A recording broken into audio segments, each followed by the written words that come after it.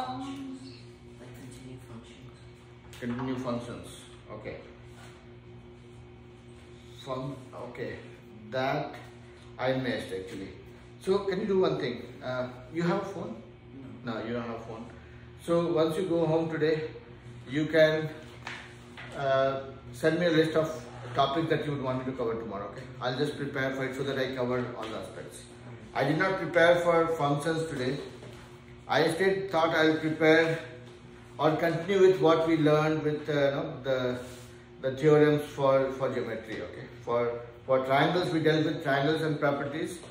I thought I'll continue with the quadrilaterals a little bit more, and then as we are about to close the school year, right? 2 more weeks from now? No, for me it's 3 more weeks. 3 more weeks. So May 22nd. May 22nd, yeah. So basically 3 more weeks and you'll be finishing your school year and then getting ready for the next grade.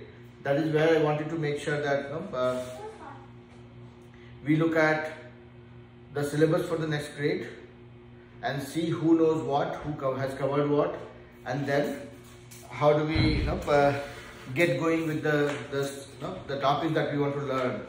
And since all of you are in 8th grade, 7th grade, going to 9th grade, right? Who all are going to high school? Sivatsav and Praneet. Yeah, both are going to high school. You have one more year. Yeah. Okay, don't worry. It's okay. Take 1 more year. Don't rush. I'm not here to talk about that. So I'll talk about the higher school. I'm just here to like listen to class. I'm not here to talk about passion. Alright. No, so what I was trying to say was that kids who are going to high school, I'll start the SAT syllabus for them. That's what I was saying. Since you have 1 more year, probably you will not be part of the city class. Sivatsav and Praneet, I'll probably move them to the level 3 so that they start aligning themselves for the SAT preparation. So we will learn that we need to learn for 9th and 10th grade and start looking at the syllabus for SAT actually, because if next 2 years we prepare well for SAT, you don't really have to stress out. If we start preparing for SAT when we are in 10th grade, it might be a little too much. If I go with my plan, I would assume that you guys will prepare for your SAT and be ready to give your SAT when you are in the first trimester of the 10th grade itself, or maybe second trimester. Before you finish your 10th grade, if you finish your SAT, get a good score, then you're only worrying about finishing the rest of your school year and your transcript, your essays and whatnot. Okay. So anyways, and once you guys move to level 3, your class timing will change. It will be at 3 p.m. actually. So that's the first. 3 p.m. in the afternoon? Yeah. Okay. So you have 1 more year, but for them, for Sivatsav and Praneet, after the summer break starts, I can move you guys to level 3. That's what I'm thinking. Okay.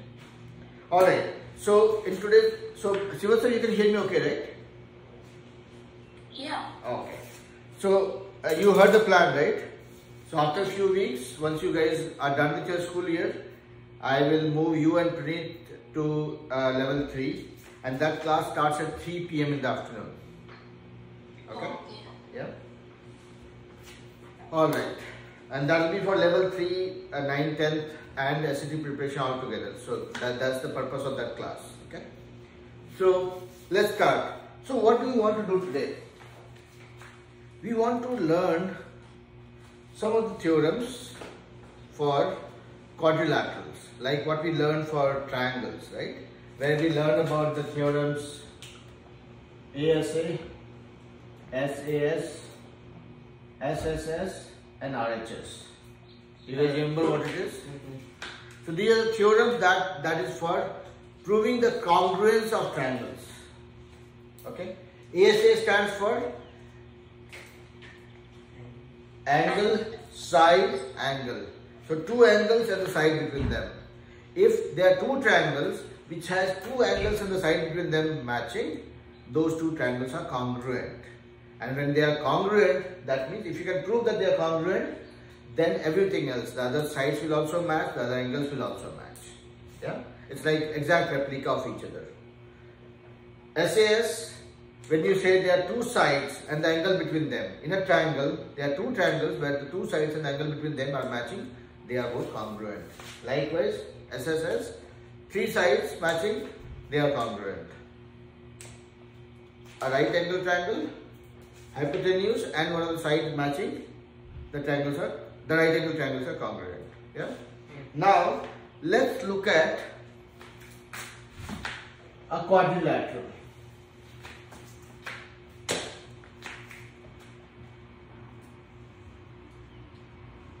What is this one? That's a parallelogram. Parallelogram. So okay, let's see if Srivatsava can see the board. Srivatsava, are you able to see the board? Yeah. And what is this shape? It's a It's a parallelogram. parallelogram. Yes. And let me get a different marker. This one is, these two are not good anymore.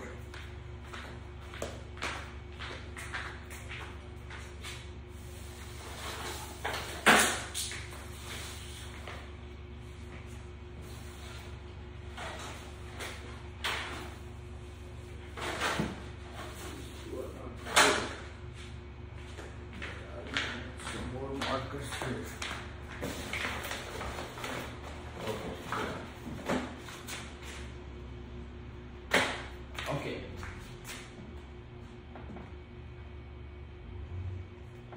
Or let me erase it.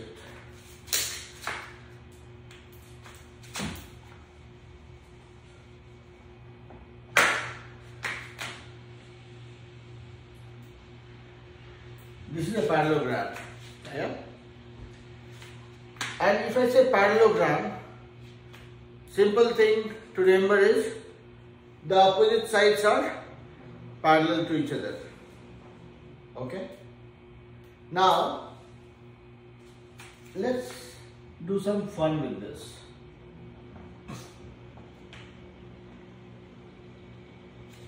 I join B and D. This B and BD, this line is called diagonal.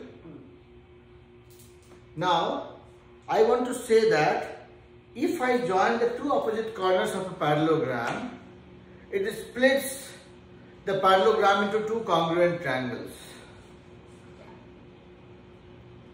Can you prove it? How? Since you're splitting it in half, we know. I'm not splitting into half. I'm just joining the two opposite corners. That's it. So when you join the two opposite corners, you're taking the angle, and the two angles will match because. Which two angles? Angle B. Angle B would be angle B. Yeah. So when you're doing this angle here, your right angle. This is not right angle. This is a parallelogram. It's parallel. So this angle would basically be cut in half because when you're joining the two corners, not exactly half, but I will not agree till you convince me. so you have this side 1 and side 2. Side 1 and 2 would be congruent because of this and this would be the exact same. I have not been told yet.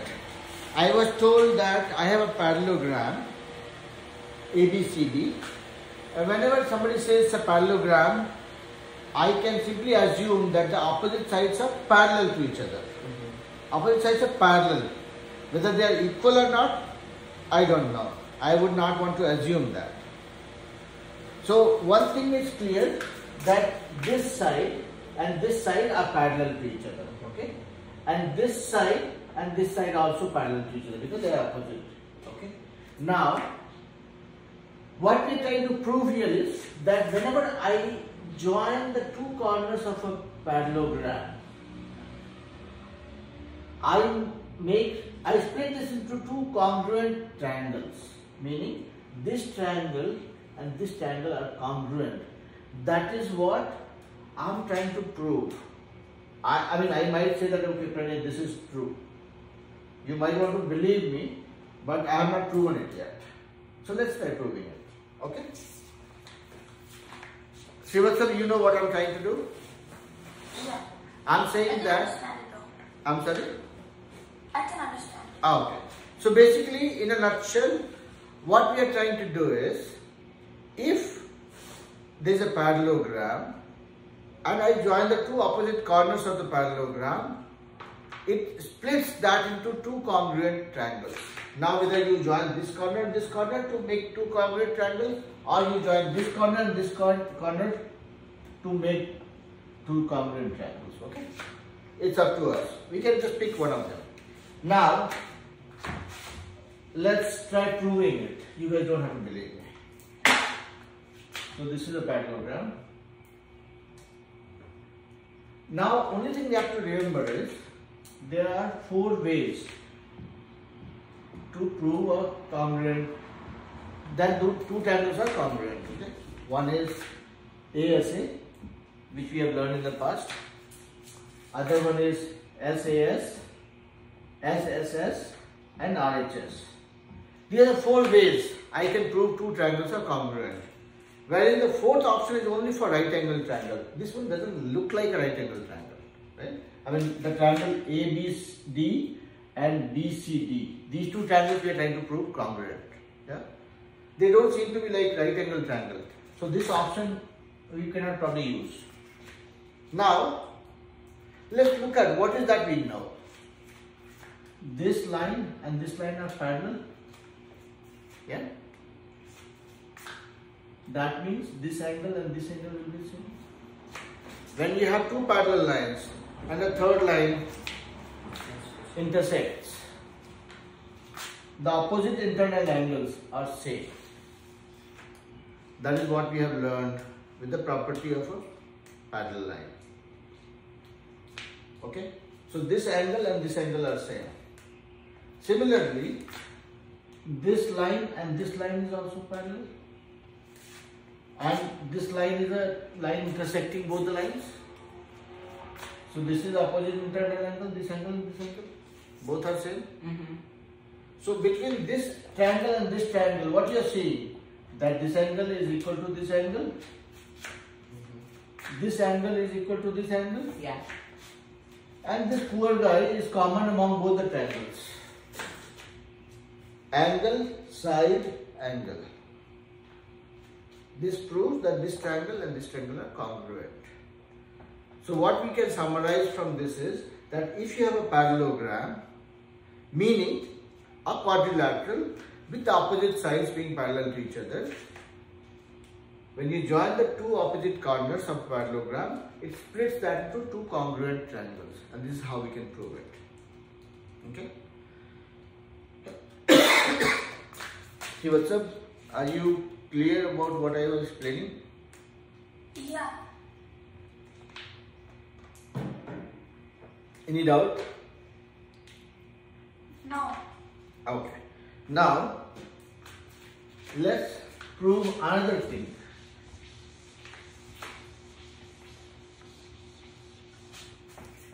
That in a parallelogram, in a quadrilateral, I need to enhance my drawing skills.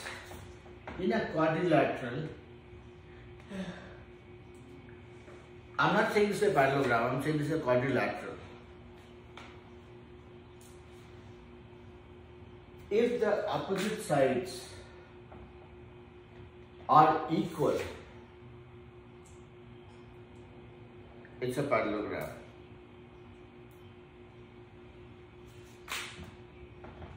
It's a quadrilateral. Yeah. Where the opposite sides are equal. This is a statement, I'm just telling you guys that if I have a quadrilateral where the opposite sides are equal to each other, it is a parallelogram. Can you prove it?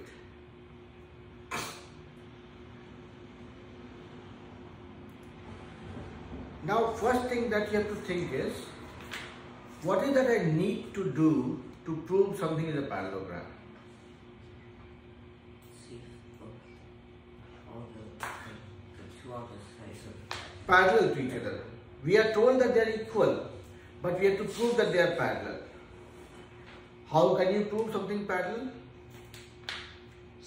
parallel lines go straight, but they never intersect.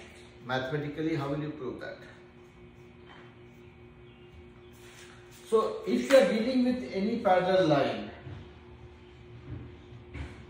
try finding a line that intersects both of them. And then this angle will be same as this angle will be same as this. So, if you have to prove that these two lines are parallel, okay, try drawing a line which intersects both of them, and then try proving that this angle is same as this. If you can prove that these two angles are same, or this angle and this angle are same, or the corresponding angles are same, meaning this angle and this angle are same. If you can prove one of these are same, then you can prove that these two are parallel. So it goes like this. You say there are two lines parallel, then these angles will be same. Or you can say, since these two angles are same, the lines are parallel. Either way. Now, what we are trying to do here is, we have a quadrilateral where the opposite sides are same.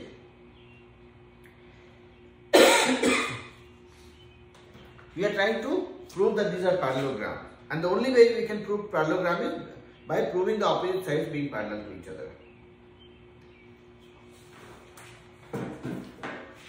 So the hack for this, yeah.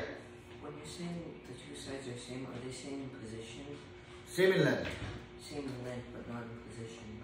Position, there's not, position we talk about only when we're dealing with graph or coordinates, right? Coordinate plane. Yeah, but like how they're angled. Right, but see, the same parallelogram, I can make it more tilted. I can rotate it. Yeah, but what if like one side is this way, one side is like this way? Like this. So then, if that is the case, the sides will not be equal. They will not be equal. Okay. So that is why we are trying to draw the correlation between the two properties. In the first case, what we tried doing was that we have a parallelogram. We have to find that the opposite sides are equal, or they are making two congruent triangles. Here we are trying to prove the reverse of it, saying that if I have a quadrilateral where the opposite sides are matching, then it's a parallelogram, meaning the opposite sides are parallel to each other also. Simple hack for this kind of a situation is, whenever you have to do anything with the parallel lines, always try drawing a line that intersects. Just join the two corners. Now you can play with this the same way like we played before. Here you are told that this line and this line are same, this line and this line are same. This poor guy is common. Okay? So now, that means these two triangles are congruent again. I just have a quadrilateral, opposite sides are same, and this line is common. So, this theorem applies. So, these two triangles are congruent. That means this angle will be equal to this angle. Now, you will ask me why. I don't know about this angle, I don't know about this angle. I just know that this triangle and this triangle are congruent. Why this angle is equal to this? Why not this angle is equal to this? It always goes, if there are two triangles congruent, the side, there is a relationship between the angle and the side. So see, this side and this side are same. So the angle opposite to that will be same. Okay? Okay. Wait, I have a question. Yes, please. So basically, no matter what the angle length might be, right? So basically, What is angle length? like how wide the angle is, or It doesn't matter. See,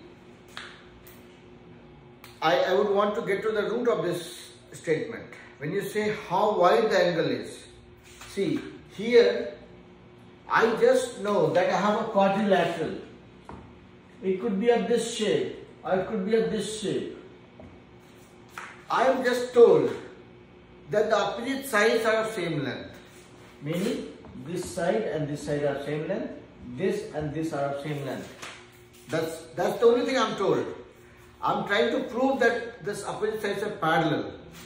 And whenever I have to deal with anything parallel, I will have to come up with the third line, which is intersecting both the lines, which are to be proven parallel. That's why I just joined the corners. So in this case, when you are joining the corners, or this case when you are joining the corners, nothing changes from a property point of view. Whenever you are joining the corners, you are breaking that to two triangles. I'm trying to prove the two triangles congruent so that I can find out the angles being same, and if the angles that are internal corresponding angles are same, internal opposite angles are same, or the corresponding angles are same, I can prove that these are parallel. So if the lines are parallel, we can prove that it's a parallelogram. okay, yeah. Like that's what I got. The questions you gave, like I got confusion in it. So I'm just relating it, okay? So I'm told that I have a quadrilateral where the opposite sides are same. And somebody tells me that this is a parallelogram. I don't know. I'm trying to prove that. That if I have a quadrilateral with the opposite sides of same length, these are the parallelogram. So the question that I will ask myself is, how do I know something is a parallelogram or a quadrilateral is a parallelogram? The only answer to that is, if a quadrilateral can be called a parallelogram, the only condition it has to meet is the opposite sides have to be parallel to each other, regardless of whether they are same or not. I'm just told that they are same. So I have to just prove now that they are parallel also. Okay? Yeah? Yeah. So I have sides being equal. Opposite sides are equal. I'm just trying to prove that they are parallel also. So first thing I did was, I said, okay, fine. If the opposite sides are equal, let me bring that third line which intersects both the lines. I just joined the opposite corners. I chose this corner and this corner because I am a right-hander. If I was a left-handed person, I would have probably joined this corner and this corner. Everything would have been the same. Now, I'm saying by joining the two opposite corners, I am making two triangles here. One is ABD and the triangle BCD. I am trying to see if these two triangles are congruent or not. What are the things that I know? I know that this side is common in both the triangles. This is the base for both the triangles. This side and this side are same. This side and this side are same because that's what I've been told. The opposite sides are same. So I see that using SSS, meaning side, side, side, these two triangles are actually congruent. Now, meaning the angles are same, sides are same. Which angle is same to, equal to which one? So, in the triangles, you'll always go by the fact that it's called the proportion between side and angle. If the side is big, the angle opposite to that will be bigger. It's always the same proportion. So here, this side and this side are same. What is the angle opposite to that? This one and this one. So this angle will be same as this one, because these two triangles we have already proved that they are congruent, meaning the angles have to match, sides have to match. Which one to match? This is what we are trying to figure out. Now this side and this side are same. Which angle is opposite to this side? This angle. Which angle is opposite to this side? This angle. So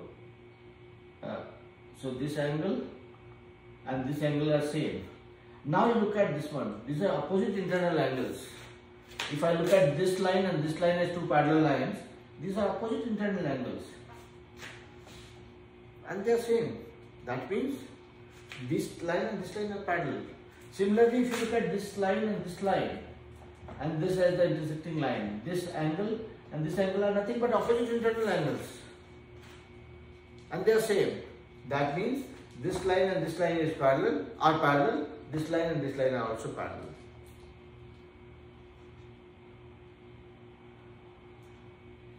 You observe. Are you with me? Yeah.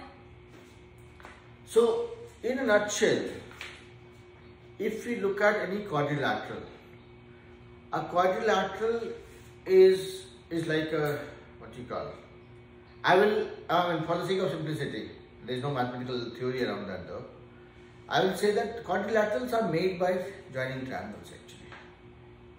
So if we are clear about the properties of triangles, that helps us learn or know more about the quadrilaterals.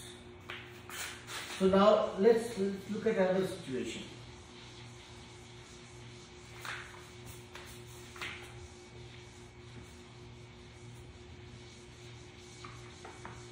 Let's try doing a sum.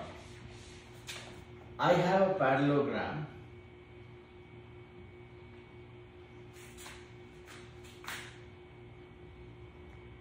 Okay, this angle is 30 degree. This is a parallelogram, okay?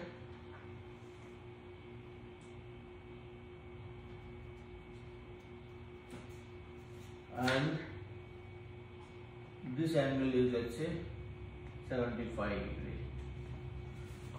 This doesn't seem to be right. I'll say 55 degree. Find out all the angles of this one, meaning this angle, this angle, this angle, this angle. I want you guys to find out all the angles. It's a parallelogram. Now find out all the angles for me. See, what's up? You got the question? I have drawn a yeah. Can you explain it again with it? Yeah. So I'm saying, you can see the board? Yeah. I have drawn a parallelogram. Okay? Mm-hmm. I said this angle and this, let's say, parallelogram is AB CD. Okay? Yeah. And I have joined the corners B and D. This is diagonal. Okay. I'm saying this angle ADB equal to 30 degree and angle BDC is equal to 55 degree. Okay? Yeah. I want you guys to find out the value of all the other angles, meaning this angle, this angle, this angle, this angle. Okay. Wait, so how much is ADB? ADB is 30 degree. Okay. And BDC is 55 degree. Okay. I want you guys to find out the value for the angles. Let's see. And what time is it? It's 5:30. Okay. You ready? Okay. Tell me how much is, okay, let me see it so that I don't get them biased. So, what is this one? This one is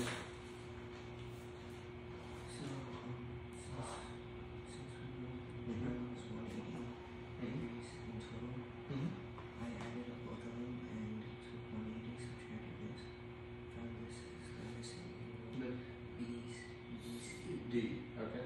Since we don't know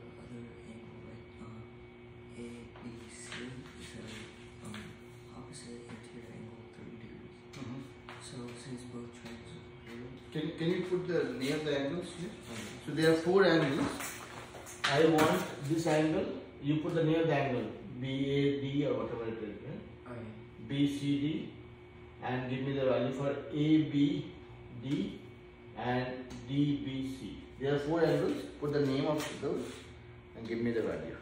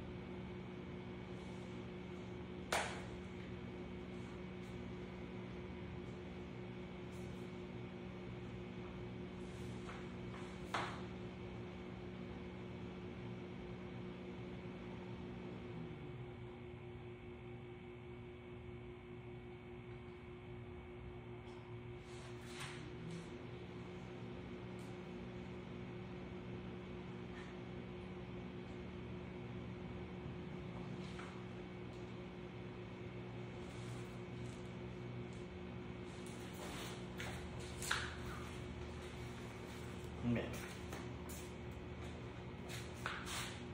ADB. Okay. These two are the ones you picked. Okay. Okay. BCD is okay. And CBD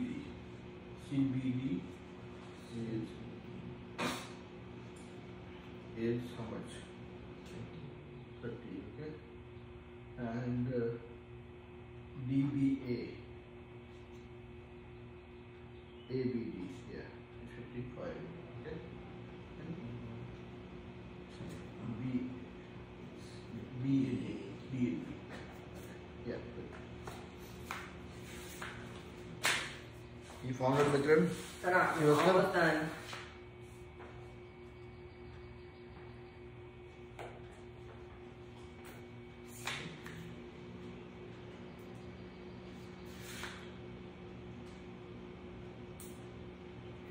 Done. Done? Okay. Yeah, I'm done too. You're done too? Okay. Just give me 1 second.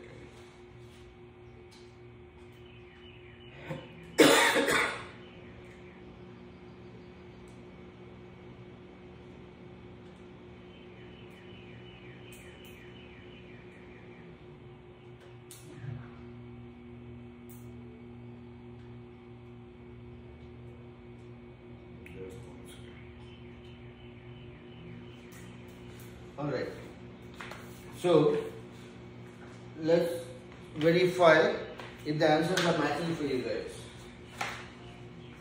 This angle will be 95. Yeah, that's what I got. This angle will be 95. Yeah. This angle will be 30 degree. This will be 55. Yeah.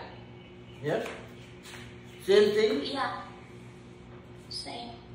So parallelogram, though there was no trick involved, it was fairly straightforward.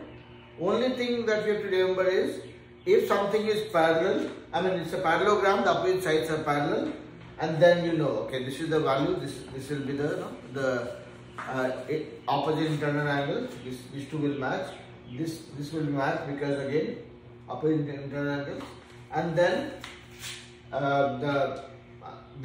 obviously you can find the difference to calculate these two angles, right? Alright. Now, so far whatever we have learned, are you guys clear about it? Any doubt, any confusion, any conceptual gap before I move on? No. No. Here, what's up? Are you? No. Okay. Now, let's take another situation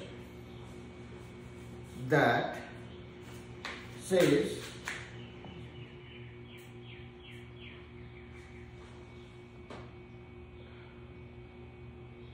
in a quadrilateral or in a parallelogram. Okay. So what we have proven so far, that if it's in a parallelogram, any of the diagonal splits that into two congruent triangles. That was the first thing that we proved. Second thing we looked at was that if in a quadrilateral the opposite sides are equal, it's a parallelogram. That's what we proved. Now let's prove third thing, that in a quadrilateral or in a parallelogram, the opposite sides are equal. I mean, we know that as a property, but can we prove it? In a quadrilateral, in a parallelogram, opposite sides are equal. Meaning, if it's a parallelogram like this, or if it's a rectangle like this, which is also a parallelogram, the opposite sides are equal. How can we prove that? Yeah, you want to try that? So it's a parallelogram, meaning this side and this side are parallel. This side and this side are parallel. This is the only thing we know. We are trying to say that the opposite sides are equal also. How can we prove that? So first we make both the parallelogram and then we connect B and B together. Okay. I get two congruent triangles, which we already proved before. Right. Since they're congruent, we Yes. know which side is which. And Right. since they're congruent, they equal. Yeah. Yeah. So, Praneet proved that. Sivatsam, do you want to take a punt at it? Tell me how you want to prove it. Yeah. So basically, we can prove by the lines, finding the lens, the line, and I guess knowing the angles. So, simple approach. Okay. So, approach would be this is a parallelogram. Parallelogram means the opposite sides are parallel. Using that, we will try to break it down into two congruent triangles. And if we can make the triangles congruent, find out which two sides, among the two triangles will be same, and see if they are opposite to each other. So, like what we have done already, okay, I will not repeat myself. So, this is a parallelogram. I just have drawn this line, and I can prove that triangle ABD,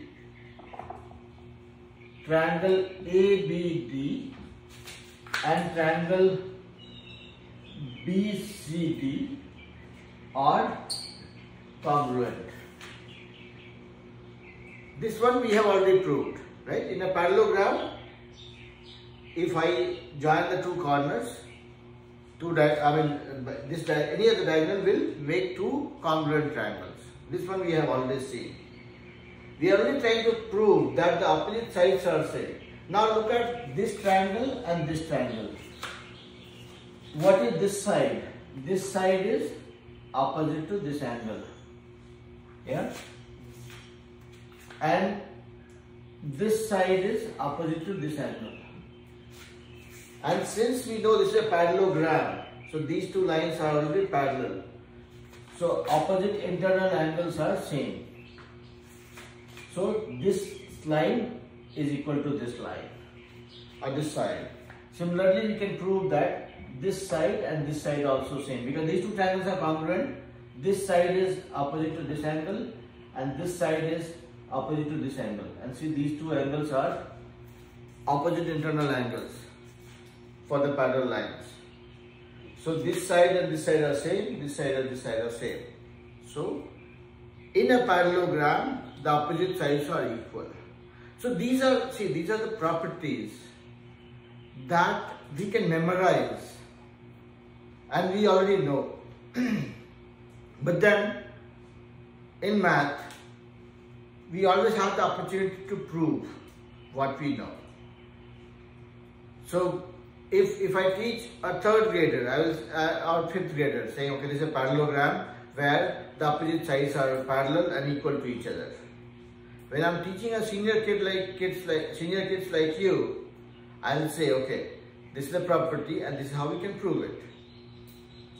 So then you would know that, okay, fine.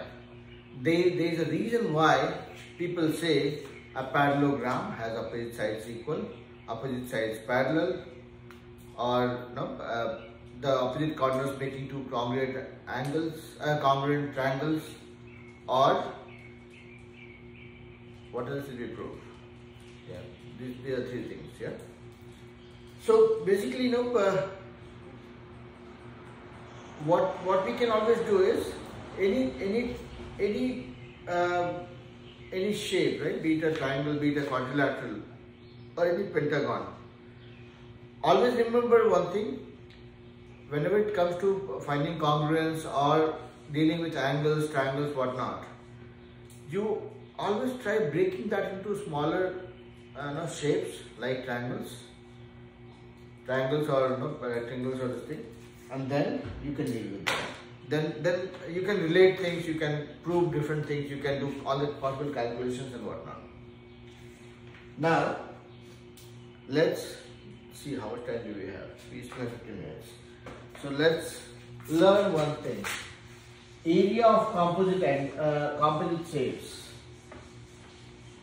Do you guys know what it is? Area of composite shapes. Yeah. You know that? I think we have done that in one of the previous classes. Yeah. Very simple concept. That we always need to remember the basic building blocks of any geometrical shape. Triangles, angles, rectangles. There are three things that we need to just be very clear about.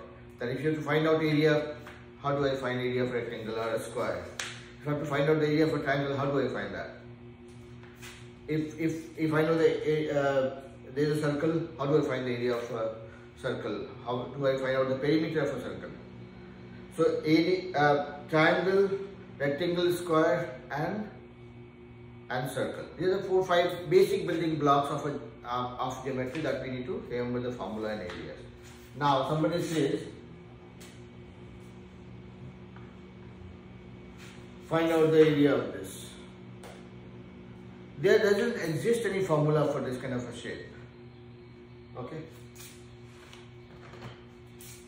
See, so I'm showing you the shape, the fancy shape I've drawn on the board. Yeah. I'm trying to find out the area of that guy. And interestingly, there is no formula for that. But there is a way to do things. You can always, you'll be given some dimension for these sides, okay? They might say, okay, this is 5 centimeter, this is 7 centimeter, whatnot. If you have to find out the area of any shape like this, what we need to do is break it down into smaller shapes or simpler shapes.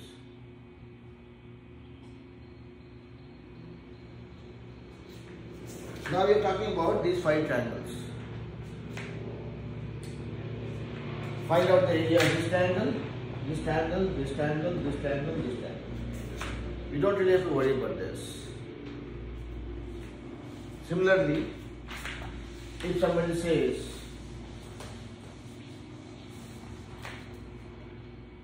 find out the area of this.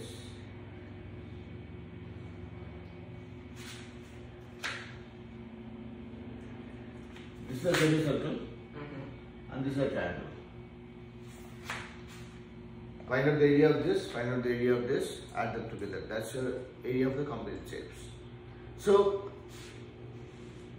in summary, if you're talking about any shape, any area, be it a fundamental shape or anything which is complicated in nature, your attempt should always be to break it down into simpler shapes, to add them together and get the area. If somebody talks about the perimeter is just counting the border, this length, and then this length. Just add them together. You know the perimeter of a circle. If you are given the radius only here, you know the perimeter of the circle is 2 pi r, and this is half of the perimeter.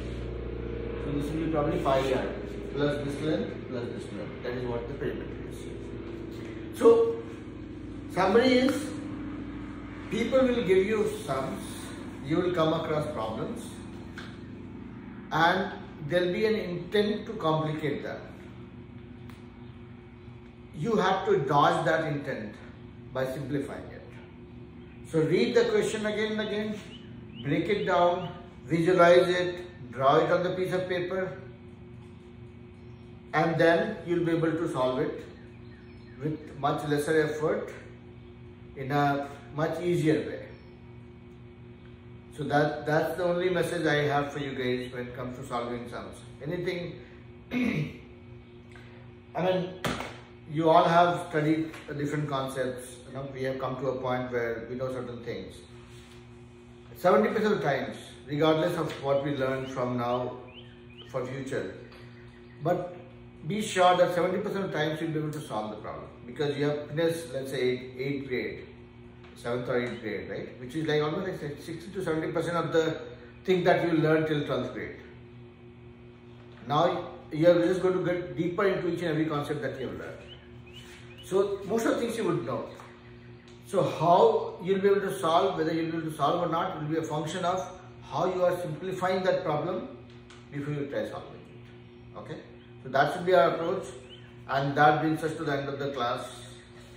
We'll talk about functions tomorrow, and this is something that Pranit has been asking for since last class, and since I'm getting old, I keep forgetting things. I did not I can talk about functions, but I want to make sure that I give very specific details with respect to what you guys need to know, rather than talking about all the generics and then not being relevant to what you will be asked in your exam, right, for this one. So we'll learn functions tomorrow, and I'll make sure that I just spend 10 minutes before getting into the class. Anything that you would want me to talk about, sir? Anything that you would want me to explain, which I did not? I know functions are good. I learned them in school. Like, I don't know. There are different types of functions, so I don't know which. Sure.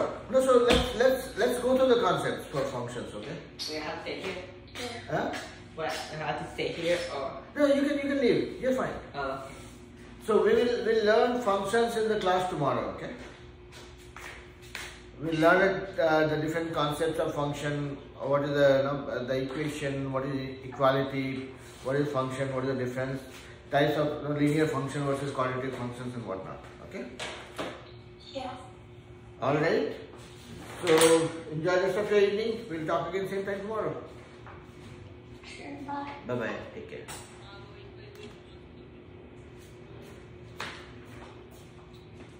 My dad's here. Okay.